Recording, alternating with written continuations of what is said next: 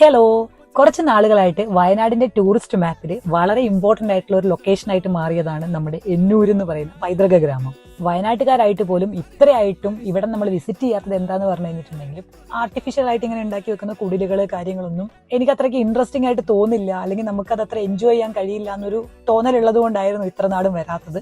പിന്നെ നമ്മൾ വയനാടേക്ക് വന്നതുകൊണ്ട് ഓരോരോ സ്പോട്ടുകൾ നമ്മളിങ്ങനെ കവർ ചെയ്ത് വരുന്നതിന്റെ ഭാഗമായിട്ട് ഒരിക്കൽ വിസിറ്റ് ചെയ്യാൻ വന്നപ്പോഴാണ് ശരിക്കും അവിടുത്തെ പ്രകൃതി ഭംഗി എന്താണെന്ന് കൂടി മനസ്സിലാക്കിയത്. അത്യാവശ്യം ഹൈറ്റ് ഉള്ള ഒരു ഒത്ത കുന്നിന്റെ നടുക്കാണ് ഈ ഒരു ലൊക്കേഷൻ അവർ സെറ്റ് ചെയ്തിരിക്കുന്നത്. അതാണ് ഇതിന്റെ ഏറ്റവും വലിയ പ്രത്യേകത.